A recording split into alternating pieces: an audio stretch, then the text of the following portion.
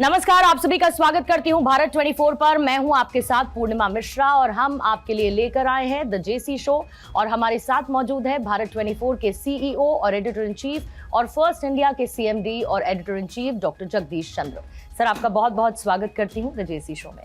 प्रधानमंत्री Narendra Modi G20 summit में हिस्सा लेने के लिए साउथ अफ्रीका पहुंचे। प्रधानमंत्री मोदी की मौजूदगी ने यह संदेश को साफ कर दिया कि पूरी दुनिया न सिर्फ भारत को देखती है बल्कि भारत को सुनती है और भारत के साथ खड़ी रहती है। प्रधानमंत्री मोदी का साउथ अफ्रीका की धरती पर जो चार्म नजर आया उसने ग्लोबल साउथ की आवाज को और मजबूत कर दिया, ये बताते हुए कि भारत अब सिर्फ साइड चैप्टर नहीं है बल्कि भारत ग्लोबल साउथ के फैसलों को तय करता है दिल्ली से। प्रधानमंत्री नरेंद्र मोदी की इसी विदेशी विजिट को आज करेंगे डीकोड द जेसी शो में। पहले सवाल के साथ मैं सर शुरुआत करती हूं। मोदी चार्म्स G20 आज के हमारे शो की हेडलाइन, इसके मायने क्या है? इसमें कोई संदेह नहीं है कि G20 में नरेंद्र मोदी का जलवा था, उनका रुतबा था, वे आकर्षण का मुख्य केंद्र थे। 18 देशों की जो टॉप लीडरशिप वहाँ पे थी, उनमें से हर कोई नरेंद्र मोदी से मिलने को उत्सुक था। कोई उनसे बात करना चाहता था, कोई उनसे हाथ मिलाना चाहता था, कोई उनसे गले मिलना चाहता था। कुल मिलाकर कुछ लोग ये भी जानना चाहते थे कि नरेंद्र मोदी भारत में इतने लोकप्रिय कैसे हैं, लगातार एक के बाद एक चुनाव जीतने का उनका क्या फार्मूला है, वो कोविड में इतना अच्छा काम कैसे करते हैं, संसार की तीसरी अर्थव्यवस्था कैसे बनने जा रहे हैं, और अब राम मंदिर का जो ऐतिहासिक हुआ है उसकी खबर विदेशों तक पहुंची है। उसमें ज्ञान था कि राम मंदिर का ये होने वाला है। तो लोग ये जानना चाहते हैं, विदेशी राजनयिक और ये, कि नरेंद्र मोदी की सफलता का राज क्या है। इसलिए एक अखबार ने लिखा कि यह समिट जी समिट नहीं थी, it was a Modi summit. That's all. Sir, आखिर क्या है प्रधानमंत्री मोदी का G20 का दिल दोस्ती और डिप्लोमेसी का फॉर्मूला? इसका बेसिक फार्मूला ये है कि जो पारंपरिक कूटनीति है, फॉरेन मिनिस्ट्री की, विदेश मंत्रालय की जो डिप्लोमेसी है, कूटनीति है, उस परंपरागत नीति से हटकर जो है व्यक्तिगत संबंधों और मानवीय दृष्टिकोण को प्राथमिकता देना है, ह्यूमैनिटी फर्स्ट। ये एक बेसिक डिफरेंस है, इसीलिए कहा जाता है दिल दोस्ती और diplomacy. In fact Narendra Modi has redefined Indian diplomacy, Indian foreign policy, and this is proving a super hit for the last couple of years, and that's all. तो आइए कुछ तस्वीरें दिखाते हैं G20 समिट की, जिसमें प्रधानमंत्री नरेंद्र मोदी नजर आएंगे। और सबसे खास बात यह है कि प्रधानमंत्री नरेंद्र मोदी समिट में छाए हुए नजर आते हैं। सर, आप इसे कैसे देखते हैं, क्या कहेंगे इन तस्वीरों पर? वही तस्वीरें अपने आप में जीती जागती तस्वीरें हैं। ये बताती हैं कैसे नरेंद्र मोदी डोमिनेंट पोजीशन में थी G20 में, और जैसे मैंने कहा कि संसार का हर टॉप लीडर उनसे मिलना चाहता था। बैक टू बैक अपॉइंटमेंट थे वहाँ पे, एंगेजमेंट थे, और कुल मिला के देखेंगे तो शायद ही कोई दूसरा प्रधानमंत्री या राष्ट्राध्यक्ष होगा जिसकी इतनी तस्वीरें G20 में खींची होंगी। तो ये तस्वीरें आकर्षक हैं, भारतीय लोगों का मनोबल बढ़ता है और गौरवान्वित महसूस करता है भारत का व्यक्ति कि हमारा प्रधानमंत्री विदेशों में भी जब जाता है तो इतना लोकप्रिय रहता है। ऐसा लगता है कभी कभी कि वो विदेश में हैं या इलाहाबाद में हैं या वाराणसी में हैं। तो तस्वीरें बहुत ही उत्साहवर्धक हैं और निश्चित तौर पे भारत के नागरिक इसे देख करके खुश हुए हैं। सर, जोहान्सबर्ग यात्रा के दौरान प्रधानमंत्री नरेंद्र मोदी का अद्भुत स्वागत किया गया अफ्रीकी और भारतीय समुदाय के लोगों की तरफ से। हर भारतीय के लिए गर्व का विषय है, आप क्या कहेंगे इस पर? एग्जैक्टली, यू आर राइट, गर्व का विषय है निश्चित तौर पे, जैसे मैंने कहा। और नरेंद्र मोदी जहाँ भी जाते हैं तो स्वागत में कुछ ना कुछ नयापन वहाँ ज़रूर होता है। इस बार जब वहाँ एयरपोर्ट पे उतरे जोहान्सबर्ग में, तो वहाँ पे जो ट्रेडिशनल तरीका स्वागत करने का VVIPs के लिए, कि वहाँ की कुछ जो पारंपरिक नृत्यांगनाएँ हैं, जो महिलाएँ हैं, वो धरती पे लेट के साष्टांग होकर के और प्रणाम करती हैं। तो वो दृश्य नरेंद्र मोदी ने देखा, उन्होंने विनम्रता से वो खुद भी झुके और झुक के उन्होंने प्रणाम किया, सलाम किया, बहुत खुश हुए, उन लोगों को भी अच्छा लगा।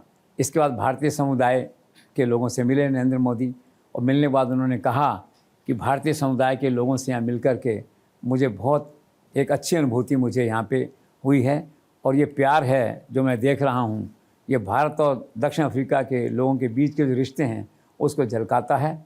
और ये जो रिश्ते हैं इनकी नींव ऐतिहासिक है, सदियों पुरानी हैं और आगे जाके और मजबूत होगी।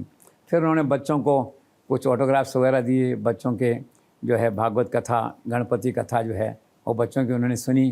कुछ और लोगों से मिले, कुछ बच्चों ने कंपटीशन किया था, भारत को जानो, एक क्विज़ हुई थी वहाँ पे, उसके विनर्स थे, उनसे मिले। कुछ टेक्निकल लोगों से मिले, तो कुल मिला के नरेंद्र मोदी खुद गदगद थे कि मैं जहाँ भी जाता हूँ मुझे ऐसा महसूस होता है कि एक मिनी इंडिया यहाँ भी पहले से ही मौजूद है। जी, जैसे सर मैंने देखा है जब भी किसी अंतर्राष्ट्रीय मंच पर पीएम नरेंद्र मोदी और इटली की पीएम मेलोनी के बीच मुलाकात होती है, लाइट मूड में हंसी मजाक होता है, वो जो पल होते हैं सर वो पूरे वर्ल्ड में सोशल मीडिया पर वायरल हो जाते हैं और जोहान्सबर्ग में भी ऐसा ही हुआ। सर आप इस केमिस्ट्री को कैसे देखते हैं? ये केमिस्ट्री अद्भुत है, सुपर हिट है, इसलिए संसार के सारे लोग इसे देख के आकर्षित होते हैं। And this also indicates Narendra Modi is very popular among women and young crowd जिसे कहते हैं। And look at his dress sense, how handsome he looks. आप देखिए प्रधानमंत्री को, और ये तो सदियों से रहा है कि संसार की सुंदर स्त्रियां जो है वो पावरफुल शासकों के प्रति आकर्षित होती रही हैं। तो Meloni is no more exception. अच्छी बात है, भारत इटली के लोग ये चाहते हैं कि दोनों देशों के संबंध और मजबूत हो, दोनों देश और नज़दीक आएँ, आर्थिक राजनीतिक क्षेत्रों में नए नए समझौते करें। तो कुल मिला के ये एक सुपर हिट कॉम्बिनेशन इस तरह का बनता है। इसको वर्ल्ड का जो मीडिया है, सोशल मीडिया है, वो इसे बहुत अच्छे से और रोमांचक ढंग से इसको प्रस्तुत करता है।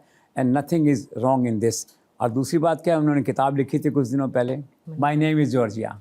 तो नरेंद्र मोदी ने उसकी प्रस्तावना में लिखा कि असाधारण ये प्रशासक हैं, असाधारण शासक हैं, असाधारण महिला हैं, और किताब इनके मन की बात है, दिल के विचार हैं, उन्होंने रखे हैं। तो खुश थी। फिर जो 75th बर्थडे था प्राइम मिनिस्टर का, तो उन्होंने शुभकामनाएं भेजी, चित्र भेजे। तो ठीक है, it's a growing diplomatic friendship relationship which should be welcome in all areas of the world. जैसे सर ये मैंने हमेशा से देखा है कि प्रधानमंत्री नरेंद्र मोदी जब भी किसी अंतर्राष्ट्रीय मंच पर जाते हैं तो लाइट, कैमरा, हेडलाइंस सब कुछ उनकी तरफ आकर्षित हो जाती हैं। इस फिनोमेना को आप कैसे रीड करते हैं? उनका व्यक्तित्व ऐसा है, फिर दैविक शक्ति है। मैंने कहा कोई न कोई शक्ति ऐसी है उनके पास जो उन्हें इस तरह से लोग आकर्षित होते हैं उनकी तरफ। और जहाँ तक आकर्षण का सवाल है तो भारत इन्हीं विदेशों में कितने फंक्शंस में हमने देखा है कि जहाँ भी जाते हैं क्राउड भाग के उनके पास पहुँचती है। कैमरा लाइट, आप बिल्कुल ठीक कह रही हैं। एक व्यक्ति संसार में और है जिस पे कैमरा की लाइट पड़ती है नरेंद्र मोदी की तरह, उसका नाम है ट्रंप। लेकिन Trump is for negative reasons, Modi is for positive reasons. तो सच है आपकी बात। नरेंद्र मोदी जो गुजरात के चीफ मिनिस्टर थे तब भी स्थिति थी, जहाँ भी जाते थे सारा मीडिया, लाइट, कैमरा, सब लाइट, हेडलाइंस उन्हीं पे बनती थी और आज भी उन्हीं पे बनती हैं। आप देखिए समाचार पत्रों में कंपटीशन रहता है कि नरेंद्र मोदी की बेस्ट हेडलाइन जो हम कौन दे, कौन कवर करे उसको। अब विदेश में गए तो खासकर अंग्रेजी के अखबारों में कंपटीशन था कि बेटर हेडलाइन किसकी हो। तो यह है गॉड गिफ्ट है, उनकी खुद की मेहनत है, उनके वाणी पे सरस्वती बैठती है जब वो बोलते हैं तो। और कुल मिलाकर उनका व्यक्तित्व ऐसा है जो इसमें ग्लोबली एक्सेप्ट हो चुका है कि एक आकर्षक व्यक्ति हैं और लोकप्रिय व्यक्ति हैं, इसलिए मीडिया उनकी तरफ दौड़ता है जब भी है वो। सो this is all natural. Right sir, इस बार G20 सम्मेलन की जो बेसिक थीम थी वो क्या थी? वो थी आपकी यूनिटी, इक्वालिटी, और आप कहिए उसको कि सस्टेनेबिलिटी जो है, इस तरह से था कि स्थायी विकास का एक होना चाहिए। और नरेंद्र मोदी ने एक और अच्छा फार्मूला वहाँ पे दिया, one earth, one family, one future vision.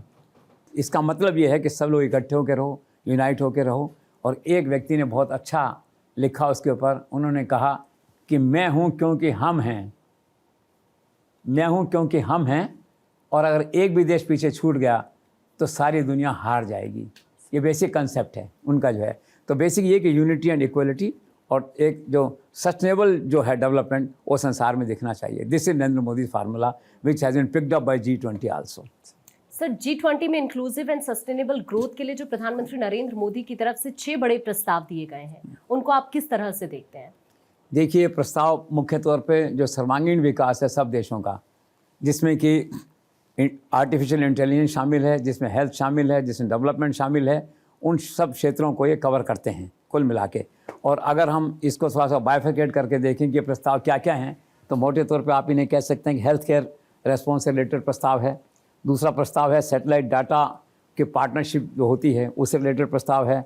Then skill multiplier initiative का प्रस्ताव है, क्रिटिकल मिनरल्स का प्रस्ताव है, ड्रग टेरर नेक्सस प्रस्ताव है। ये सारे प्रस्ताव ऐसे हैं जो आज संसार की जो समस्याएं, जो ग्लोबल थ्रेट्स हैं, उनको डील करते हैं। वन, और दूसरा है कि संसार के जी राष्ट्रों के बीच में संबंध आर्थिक और कैसे मजबूत हों, और जो चेतावनियाँ हैं उनको हम, जैसे ड्रग नेक्सस की बात आ रही है, वो चेतावनी हम दें। तो ये सारे प्रस्ताव महत्वपूर्ण प्रस्ताव थे, 6 प्रस्ताव थे, और इन प्रस्तावों को वहाँ पे स्वीकार किया गया।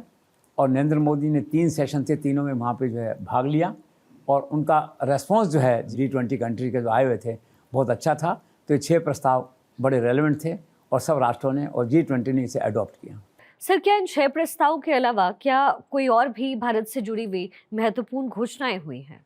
हाँ, एक घोषणा उसमें ये हुई थी, वही कनाडा और ऑस्ट्रेलिया के साथ में जो है, जिसे कहते हैं बायलैटरल या ट्रिलेटरल एक एग्रीमेंट हुआ इन तीनों देशों के बीच में, भारत और ऑस्ट्रेलिया और कनाडा के बीच में जो है ये, उसे काफ़ी महत्वपूर्ण माना जा रहा है। दूसरा फिर ये कहा गया कि भाई ग्लोबल फ्रेमवर्क होना चाहिए जो है टेलीकॉम के लिए, कनेक्शन के लिए और मोबिलिटी के लिए। फिर नरेंद्र मोदी ने एक बात और कही वहाँ पे बड़ी इंपॉर्टेंट, उन्होंने कहा कि हमारा जो फोकस है वो आज के जॉब पे नहीं, not on jobs of today but it should be focused on the possibilities of tomorrow. कल क्या आने वाला है उसको हम चलें, कल की योजना हम देख के चलें। तो ये 2-3 चीज़ें थी जो उन 6 प्रस्तावों से हटके थी और बाकी कुछ राष्ट्राध्यक्षों से उनकी अलग से बैठक हुई, उसमें जो बायलैटरल इश्यूज उन पर बातचीत हुई, लेकिन मुख्यतः ये 3 प्रस्ताव थे। उन 6 प्रस्तावों के अलावा जो थे ये इनफॉर्मल प्रस्ताव थे। जी जो है सर, ट्रंप द्वारा G20 के अघोषित बहिष्कार को आप कैसे देखते हैं? और सर, अगर इसके असर की बात करें तो G20 के भविष्य पर इसका क्या असर पड़ेगा? It's really unfortunate. It's for the first time since 1999 willfully absented from the conclave, और it's an unprecedented break in the tradition of G20 जिसे कहा जाए। लेकिन संसार में कोई काम रुकता नहीं है और nothing is indispensable। तो 18 राष्ट्रों ने मिलके ट्रंप की नाराज़गी और इसके बावजूद जो है अर्ली रेजोल्यूशन जो है उसको पास किया, प्रस्ताव को जो है, और बिल्कुल चेहरे पे शिकन नहीं आने दी कि ट्रंप का विरोध है या इनके प्रति विरोध नहीं है।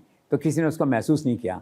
लेकिन इसका दूसरा मतलब ये निकलता है कि ट्रंप जो है is trying to betray basic, जिसे कहना चाहिए ऑर्गेनाइजेशन जो बने हुए हैं, चाहे वो WHO है या ये G20 है, he doesn't want to come up any other organization which can be challenge to his authority at the global level जो है।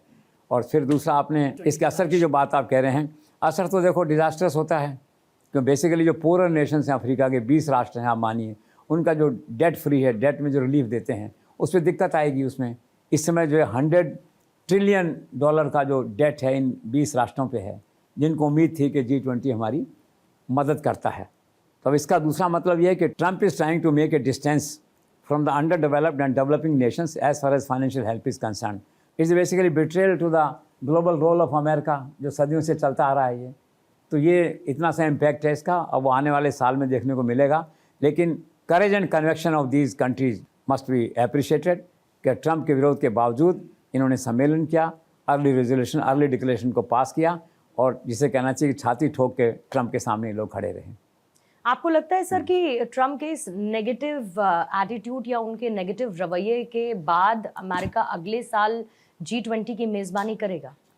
मुश्किल लगता है इन ए वे। अभी देखिए कितना इंसल्टिंग वहाँ पे जो इंसिडेंट हुआ।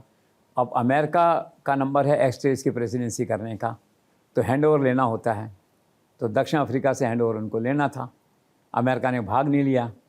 मैसेज गया, कोई मंत्री आता वहाँ से, एम्बेसडर आता, कोई नहीं आया। तो फिर ये तय हुआ 11 आवर पे कि जो अमेरिकी दूतावास है जोहान्सबर्ग में, उसका एक कर्मचारी वो हैंड ओवर लेने चला जाए। वो गया वहाँ पे, राष्ट्रपति ने दक्षिण अफ्रीका के, उन्होंने मना कर दिया, it is an insult to the institution of president, ऐसा हम नहीं करेंगे।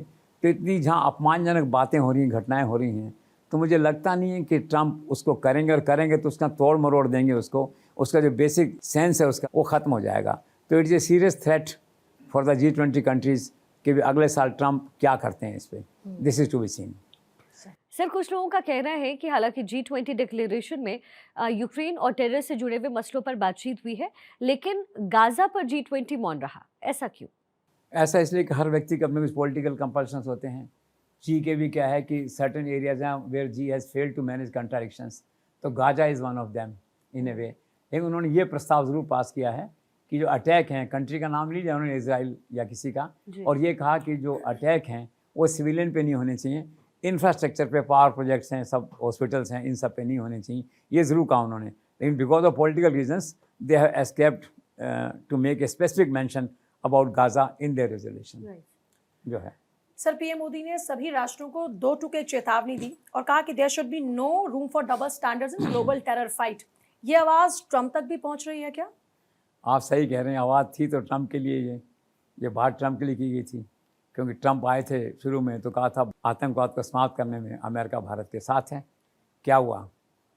जो मुनीर है, जो आतंकवाद का प्रतीक है, नॉट ओनली भारत पाकिस्तान में, ग्लोबल लेवल पे जो जितना आतंकवाद है उसका जो प्रणेता है पाकिस्तान है, वहाँ के आर्मी चीफ रहे हैं। तो उसको उन्होंने लंच पे बुलाया, गले लगाया, बिजनेस के रिश्ते किए उसके साथ में, at the cost of Indian sentiment. आप देखिए तो डबल स्टैंडर्ड से बड़ा क्या हो सकता है? जी। तो प्रधानमंत्री ने नाम लिए बिना इशारे इशारे में ये कहा है कि जो ट्रंप कर रहा है भाई ऐसा मत करो, ऐसा कोई और देश मत करे वरना फेल हो जाएगा।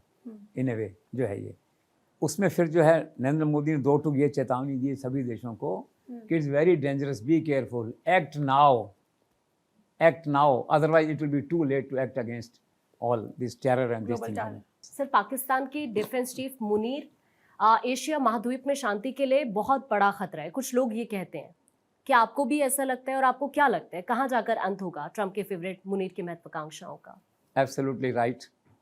एक्चुअली एक आदमी ने भी कुछ ठीक लिखा है, एक पत्रकार ने, उसने कहा है कि ये जो पावर, सत्ता को जो कंट्रोल करने की इच्छा है मुनीर की, ये दक्षिण एशिया कहिए या भारत कहिए, पड़ोसी राष्ट्र कहिए, उनके लिए गंभीर खतरा है।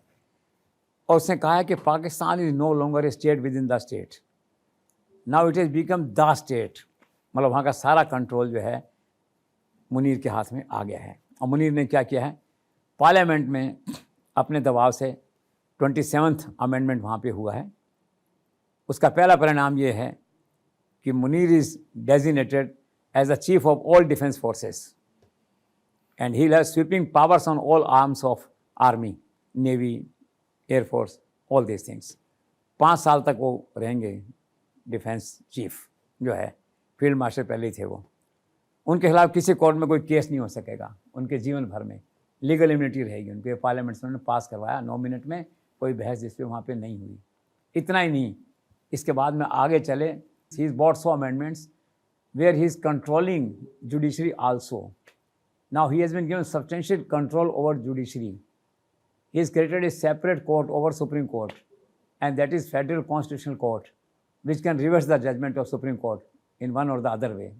So in this way, judicial independence in Pakistan has been neutralized or has been dismantled totally. So it's a point of concern for everybody. और दूसरा आप कह रहे थे कि उसका जो है शांति के लिए खतरा है। ऑफ कोर्स खतरा है, फेवर्ड हैं ट्रंप के। अब देखिए पिछले 2 महीनों से लगातार वो धमकी दे रहे हैं भारत पे परमाणु हमला करने की।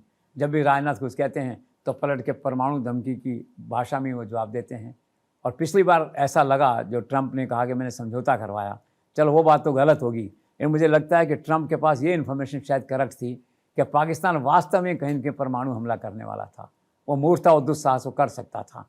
भारत सरकार कहती है ब्लफ था उसका, मान लेते हैं, लेकिन ये बातें करते करते वो परमाणु हथियारों के प्रयोग के इतना निकट आ चुका है मुनीर कि कभी वो कर दे तो कोई आश्चर्य नहीं होना चाहिए। इधर भारत जो है ना, जिसे कहना चाहिए ऑपरेशन सिंदूर के पार्ट 2 के लिए तैयार है। अभी राजनाथ सिंह ने कहा है कि बॉर्डर कभी बदल सकती है। तो ऐसी स्थिति में जहाँ दोनों राष्ट्र युद्ध के लिए तैयार हैं एक तरह से, ऐसी स्थिति में उसका जो दुस्साहस है, उसका मिस एडवेंचर है जो परमाणु का, तो बहुत खतरनाक बात है। एक्चुअली हम लोग जो है इस समय भारत और पाकिस्तान के संभावित युद्ध को देखते हुए बारूद के ढेर पे खड़े हैं। No one knows what will happen in the coming days. जी सर, ट्रंप की इच्छा के खिलाफ G20 ने क्लाइमेट चेंज पर जो डिक्लेरेशन अडॉप्ट किया है उसे आप कैसे देखते हैं? और सर ये जो घटनाएं हैं ये ग्लोबल पॉलिटिक्स में ट्रंप के घटते हुए प्रभाव का प्रतीक है? Of course he is losing popularity.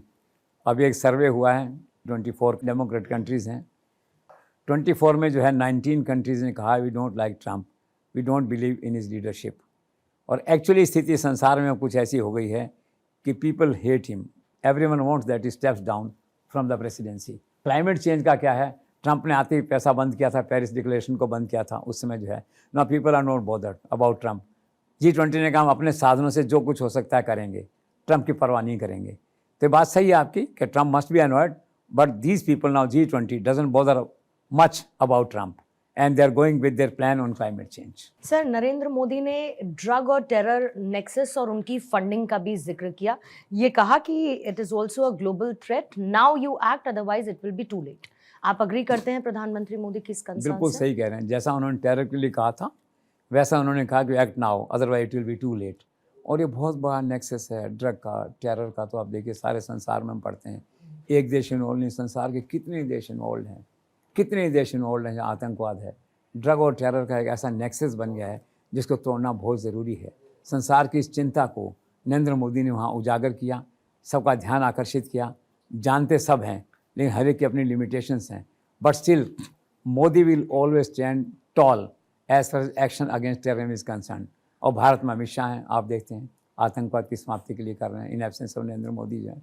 तो नरेंद्र मोदी की चिंता स्वाभाविक है and the point of concern. अब देखना है कि संसार के जो बड़े देश इन्वॉल्व हैं इसमें ड्रग ट्रैफिकिंग में और टेरर एक्टिविटीज़ में, हथियारों में जो है, ये कितना ध्यान दे पाते हैं because they vested interest. But point is very serious which is raised.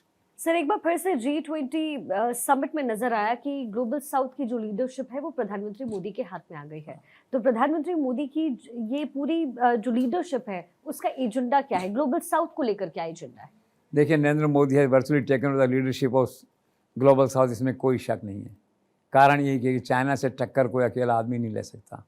Narendra Modi इन सभी राष्ट्रों का नेतृत्व करते हैं और चीज़ें धीरे धीरे ऐसे जा रही हैं। और जो साउथ चाइना सी है मेन झगड़ा उसी का है, आप देखते हैं ये। तो नरेंद्र मोदी का जो मेन फोकस है ग्लोबल साउथ का, उनका ये है कि global south must have a bigger say in the decision making process, जिसे कहना चाहिए वर्ल्ड ऑर्डर है, उसमें इन राष्ट्रों का महत्व, इन राष्ट्रों की आवाज़ को ज़्यादा महत्व दिया जाए। दूसरा उनका कहना है कि राष्ट्रों की जो संप्रभुता है, सॉवरेनिटी है, उसका सम्मान हो। ये नहीं कि अमेरिका आज यहाँ घुस गया, रशिया वहाँ घुस गया, उसका सम्मान होना चाहिए।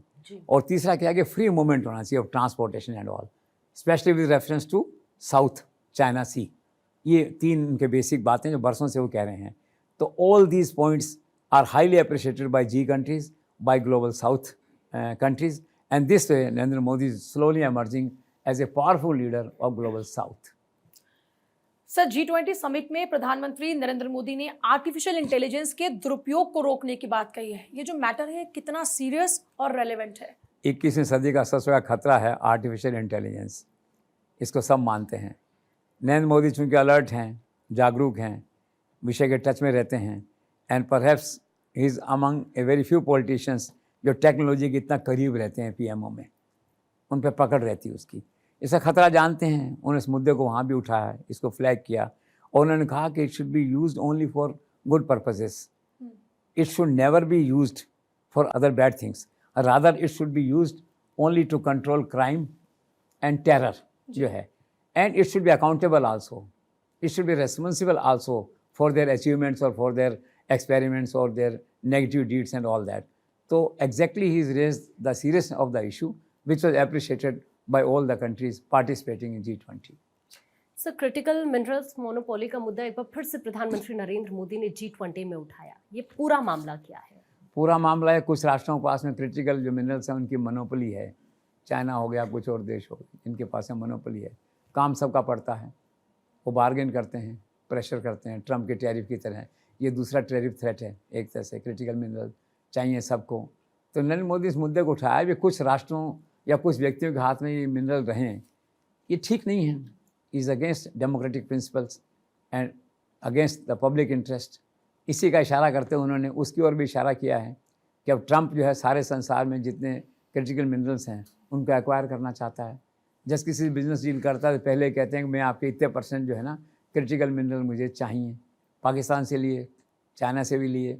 तो ये जो ट्रेंड है ना, जिसे कहना चाहिए कि monopoly of critical minerals which are necessary for the development of every nation, this monopoly should be broken, जिसे कहना scattered in a way कि monopoly should not be there जो है।